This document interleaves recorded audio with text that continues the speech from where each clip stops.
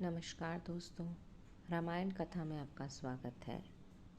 आगे सुनते हैं। विश्वामित्र का आगमन। अयोध्यापति महाराज दशरथ के दरबार में यथोचित आसन पर गुरु वशिष्ठ, मंत्रीगण और दरबारीगण बैठे थे। अयोध्या नरेश ने गुरु वशिष्ठ से कहा, हे गुरुदेव, जीवन तो क्षण भंगुर है और मैं वृद्ध अवस्था की ओर अग्रसर होते जा रहा हूँ। राम, भरत, लक्ष्मण और शत्रुघ्न चारों ही राजकुमार अब बड़े हो चुके हैं। मेरी इच्छा है कि इस शरीर को त्यागने से पहले राजकुमारों का विवाह देख लूं। अंततः आपसे निवेदन है कि इन राजकुमारों के लिए योग्य कन्याओं की खोज करवाएं। महाराज दशरथ की बात पूरी होते ही द्वारपाल ने ऋषि विश्वामित्र के आगमन की सूचना दी। स्वयं राजा दशरथ ने द्वार पर जाकर विश्वामित्र की स्वागत किया और उन्हें आदरपूर्ण उन्हें दरबार के अंदर ले आए तथा गुरु वशिष्ठ के पास ही आसन देकर उन्हें यथोचित सत्कार किया। कुशल मंगल पूछने के पश्चात राजा दशरथ ने विनम्र वाणी में ऋषि विश्वामित्र से कहा, हे मुनि श्रेष्ठ, आपके दर्शन से मैं कृतज्ञ हुआ तथा आपके चरणों की पवित्र धूल से यह राज दरबार और संपूर्ण अयोध्या धन्य हो गई। अब कृपा करके आप अपने आने का कारण बताइए। किसी भी कारण और किसी भी प्रकार की आपकी सेवा करके मैं स्वयं को अत्यंत भाग्यशाली समझूंगा। राजा के विनयपूर्ण वचनों को सुनकर मुनि विश्वामित्र बोले, हे राजन, आपने अपने कुल की मर्यादा के अनुरूप ही वचन कहे हैं। इक्ष्वाकु वंश के राजाओं की श्रद्धा भक्ति गौ ब्राह्मण और ऋषि मुनियों के प्रति सदैव ही भक्ति रही है। मैं आपके पास एक विशेष प्रयोजन से आया हूँ।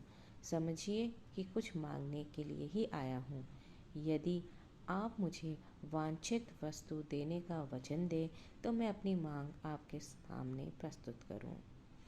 दोस्तों, मांग सुनने के पहले कि विश्वामित्र ने राजा दशरथ से क्या मांगा, कमेंट बॉक्स में जय श्री राम लिखना ना भूलें। वीडियो अच्छी लग रही हो तो लाइक और शेयर करें।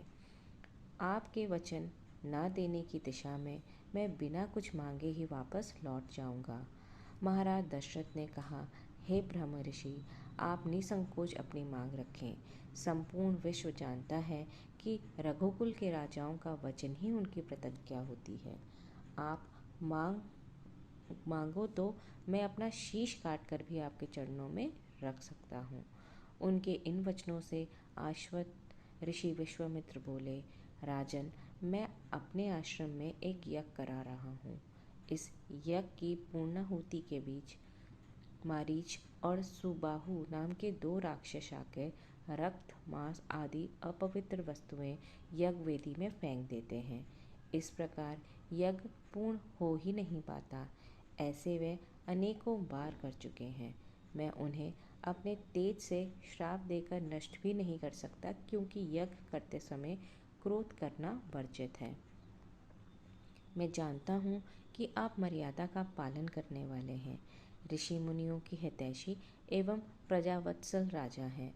मैं आपसे आपके ज्येष्ठ पुत्र राम को मांगने के लिए आया हूँ, ताकि वह मेरे साथ जाकर राक्षसों से मेरे यज्ञ की रक्षा कर सकें और मेरा यज्ञ अनुष्ठान बिना किसी विघ्न के पूरा हो सके।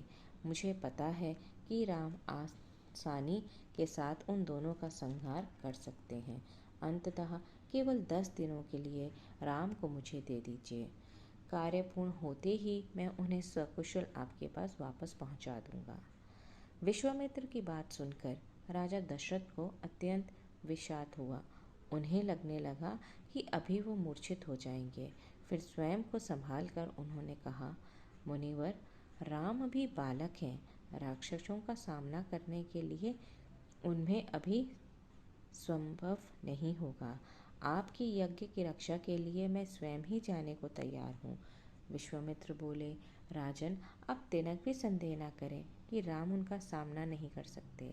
मैंने अपने योग बल से उनकी शक्तियों का अनुमान लगा लिया है। आप निसंकोच होकर राम को मेरे साथ भेज दीजिए।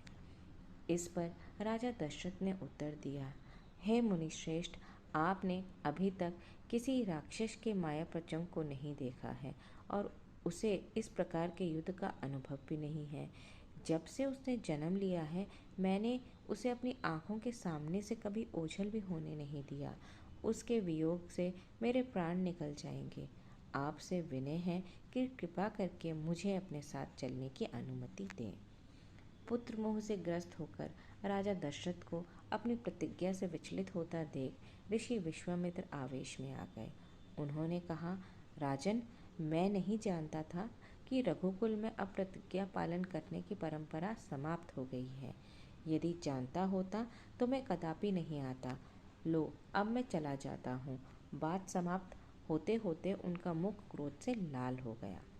विश्वामित्र को इस प्रकार क्रोधित होते देखकर दरबारी एवं मंत्रीगण भयभीत हो गए और किसी प्रकार के अनिष्ट की कल्पना से वे लोग कांप उठे।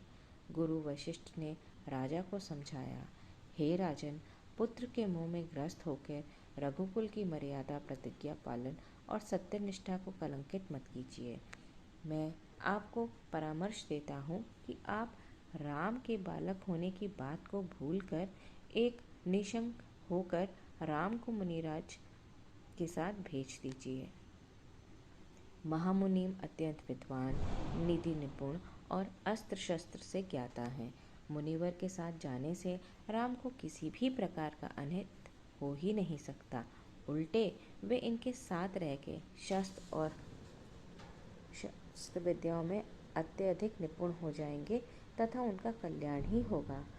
गुरु वशिष्ठ के वचनों से आश्वस्त होकर राजा दशरथ ने राम को बुला भेजा। राम के साथ साथ लक्ष्मण भी वहां चले आए। राजा दशरथ ने राम को ऋषि विश्वामित्र के साथ जाने की आज्ञा दी। पिता की आज्ञा पाकर राम मुनिवर के साथ जाने को तैयार हो गए, पर लक्ष्मण ने भी ऋषि विश्वामित्र के साथ चलने के लिए प्रार्थना की और अपने पिता से भी राम के साथ जाने के लिए अनुमति मांगी। अनुमति मिलने पर राम और लक्ष्मण सभी गुरुजनों से आशीर्वाद लेकर ऋषि विश्वामित्र के साथ चल पड़े। समस्त अयोध्या वासियों ने देखा कि मंद धीम गति से जाते हुए मुनिश्रेष्ठ विश्वामित्र के पीछे पीछे कंधों पर धनुष और तरकस में प्राण रखे दोनों भाई राम और लक्ष्मण ऐसे लग रहे थे मानो ब्रह्मा जी के पीछे दोनों अश्विनी कुमार चल रहे हों। अद्भुत क्रांति से युक्त दोनों भाई गोह की त्वचा से बने दस्ताने पहने हुए थे। हाथों में धनुष और काटिक में तीर धारण करने वाले कृपाणें शोभमय हो रही थी। ऐसा प्रतीत होता था कि मानो स्वयं शौर्य ही शरीर धारण करके चले जा रहे हैं।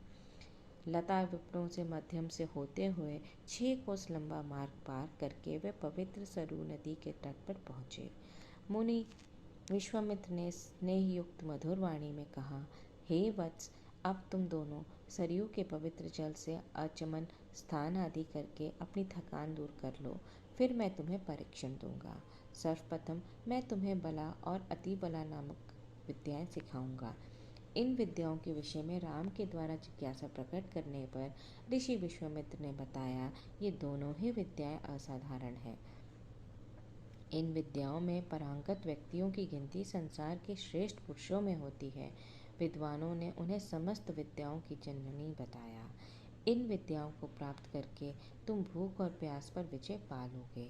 इन तेजमय विद्याओं की सृष्टि स्वयं ब्रह्मा जी ने की है। इन विद्याओं को स्वयं ब्रह्मा जी ने बनाया है। इन विद्याओं को पाने का अधिकारी समझकर मैं तुम्हें इन्हें प्रदान कर रहा हूँ। राम और लक्ष्मण के स्नान आदि से निवृत्त होने के पश्चात विश्वामित्र जी ने उन्हें इन विद्याओं की दीक्षा दी। इन विद्याओं के प्राप्त हो जाने पर उनके मुखमंडल पर अद्भुत क्रांति आ गई। तीनों ने सरयू तट पर ही विश्राम किया। गुरु की सेवा करने के पश्चात दोनों भाई सोने चले गए। तो दोस्तों, कैसी लगी आपको ये बालकांड में विश्वामित्र का आगमन?